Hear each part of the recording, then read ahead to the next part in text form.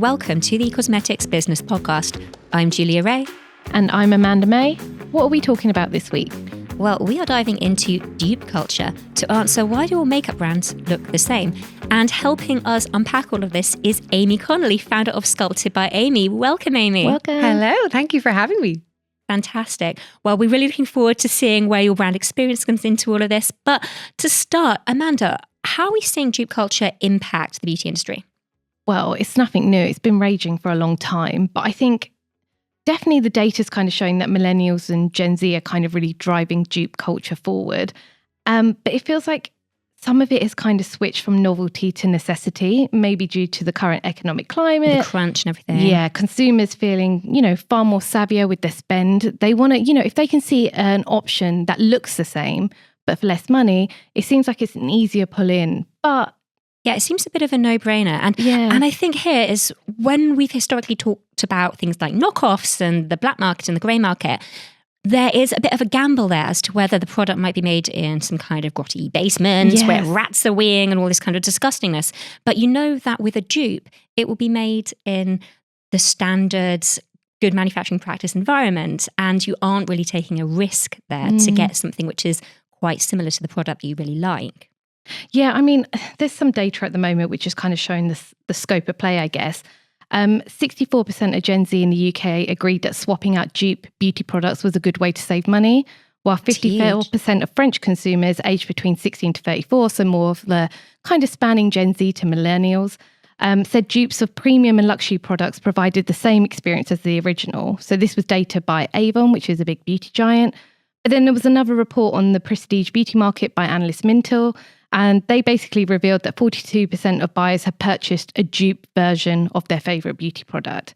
So obviously there is demand, but then it's difficult, isn't it? Because it's like sometimes what's being duped is a thing that makes a brand completely unique and special. So it must be really hard because it's that cross between imitation and flattery. So where does the needle fall? So this is what I was thinking as well before we sat down here. And I think you're right. I think there's an argument that, for example, like hashtag perfume talk dupes, or for example, dupes we see from maybe the likes of Aldi or Primark, these can draw positive attention to a brand. It's kind of like, oh, you've arrived as a brand and your product is iconic enough for this dupe and enough people want a piece of you.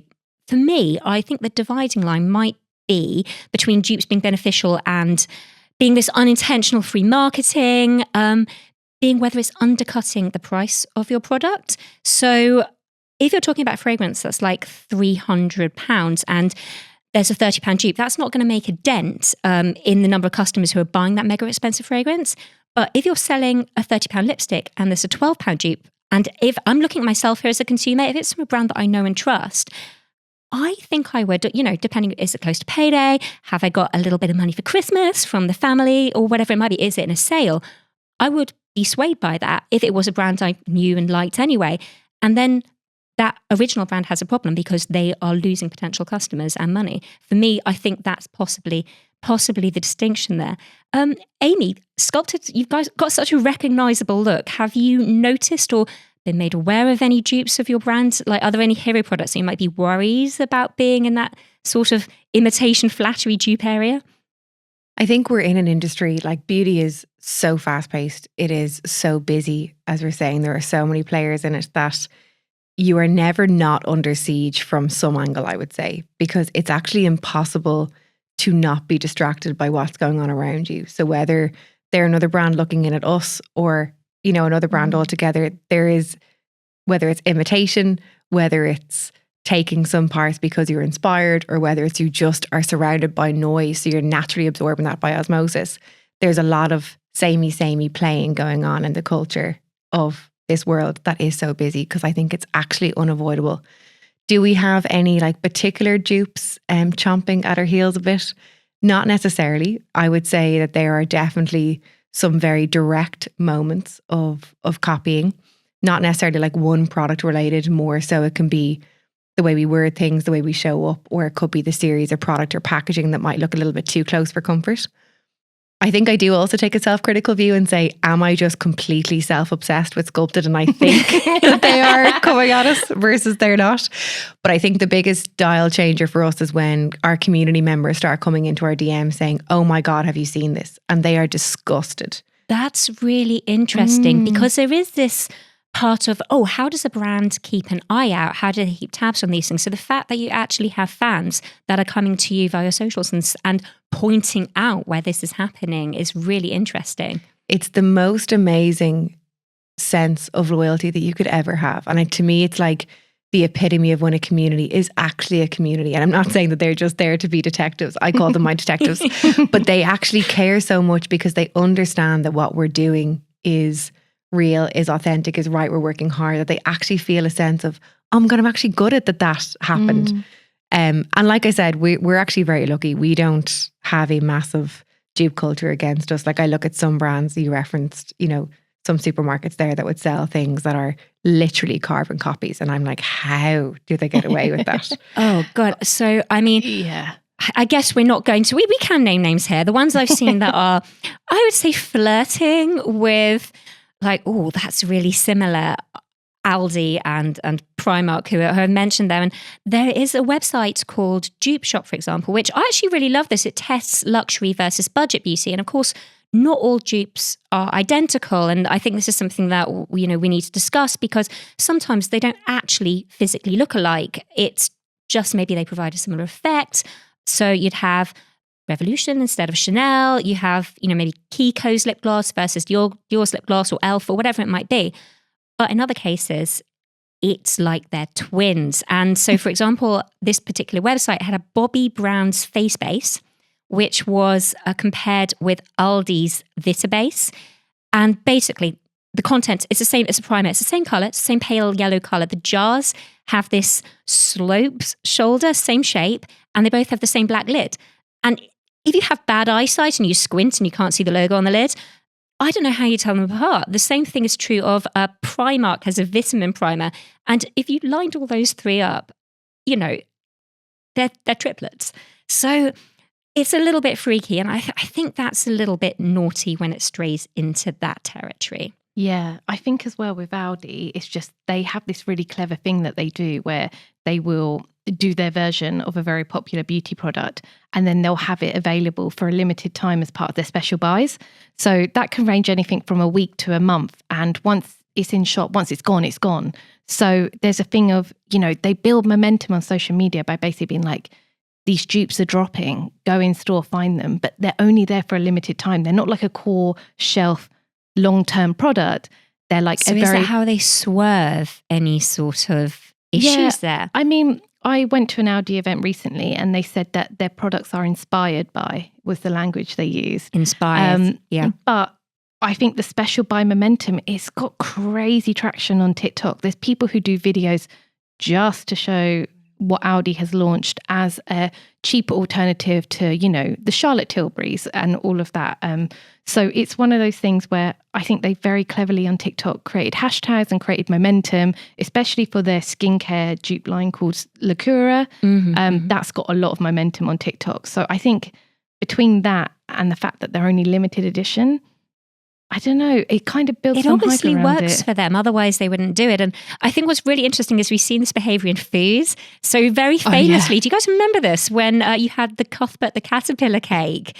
Which was, I think, now was it? I can't remember if it was Aldi or Lidl, but either way, M&S came down hard on them because of Colin the Caterpillar. And it was such a social marketing win because there was all this stuff like online saying, oh, Cuthbert's in jail for being delicious and all this sort of, their social team deserved a raise for that. And I think it is interesting because I feel like when you look at beauty dupes versus fashion dupes, beauty is more like food in that it's not, as we say, it's not just about maybe copying the look. The product inside needs to perform to a certain extent, similarly enough to that original. So the fragrance, that's the obvious one. It can't just be in a ruby square Baccarat Rouge 540 bottle. It needs to recognizably smell similar.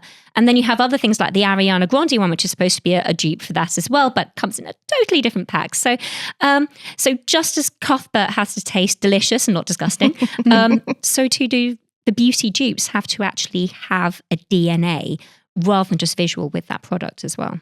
And I think to your point on, it needs to, say in the likes of perfume, when you spray it, it needs to smell the same. It also needs to last. There's a quality associated with these as well. And I think the dupe culture is so interesting where like that you'll have copycats or dupes, whatever way we call it, inspired by products that want to look the same to attract that market. There are some that will be produced with a very good quality because, a lot of the world is produced in great factories these days, which is amazing. But anyone who's behind the brand will understand what has actually gone into that product and why. You'll also, very interestingly, have a certain type of consumer that their perception will always be biased towards the more expensive product because of the experience that they feel either through just the product or with the brand. So like we're gone out of a world where it's just product focused. It's like product and brand experience now. So who are you associating with? Who do you see yourself in? Who do you want to be a part of? And that speaks in so many different ways to different people. I think e.l.f. have done a phenomenal job at being a dupe brand, but also quality led. Absolutely. So they have really blurred the lines in this entire culture of actually what's associated with what tier. And I feel like e.l.f. has very much what it is, its own identity as well. It's not trying to look like anyone else per se, but the products have been cited time and time again, and you're absolutely right, as a great dupe brand. And do I think that they, as a dupe, always outperform? No. But I think that they've done, like you said, a good job at making themselves known and recognizable in what they do. Can I ask, when you are doing NPD, when you're coming up with a new product, what aspects do you consider you have to take in mind to be able to distance yourself from a potential copycat in that way? So I actually am strange for someone who is so fully absorbed by product, because that was my main basis before coming into the brand. Being a makeup artist, you're touching, feeling, playing with product the whole time. It was the one thing that I was not concerned about whatsoever. Like samples will still come into this day. I'll do one swatch and I'm like, no. And the team were like, but you haven't even sat down. I'm like, I don't need to. I know this is not what I want. Straight away, which is amazing. Because if I was to start a hair care brand in the morning, I wouldn't have a clue what was actually working or what wasn't. So yeah, going into that, your genesis being makeup, you worked, was it doing makeup artistry for MAC? And Urban Decay and MAC. Well. Yeah, Fantastic. until I was 19. So you knew exactly what you wanted when it came to starting. And I know you've expanded way beyond makeup now, but from that beginning, you knew exactly what it was you wanted. Totally. I think it was the one thing that I was actually the only thing that I was very sure on before I started the brand. But to your question on how do I distance myself from potential dupe culture, I actually am someone, ironically, who, although I'm so product obsessed, I really don't test a lot of competitor products. Which I know sounds very strange to some people listening, particularly if they're brand led, who say, but that's how you need to know. I would rather not know and be totally focused on what my idea is and why, and be really true to that versus comparing to loads of X, Y, and Z around me. Because then you do have this fear of, oh my God, am I just being too inspired by that particular texture? And I think, like I mentioned at the start, in a world that is so busy already, where you've got things coming at you every second on social media, you've got brands doing things that you go, oh, that's cool. That didn't feel right. That looks kind of deadly. It's very hard to actually stay in your own lane and thrive in it. So for me, that's my happy place. I just go to the lab in South Korea and I don't try anything else. No, that's fantastic. It reminds me a little bit of actors taking on a famous role from a book, not reading the book because they want to make it their own and they don't want anything else maybe influencing it in any kind of way like that. So it does make sense. Excellent. Well, we're also recording a Q&A episode this week, which will be available to listeners 7 days after this airs. Absolutely. Keep your questions coming. Send us a message on the normal podcast platforms, social media, or email cosmeticsbusiness@hpcimedia.com. Thank you guys so much for listening. And thank you so much, Aimee, for your thoughts on dupe culture there as well. And we'll see you all next week. Keep listening because Aimee will be back in 2 weeks to help us address another of beauty's big issues. See you next week.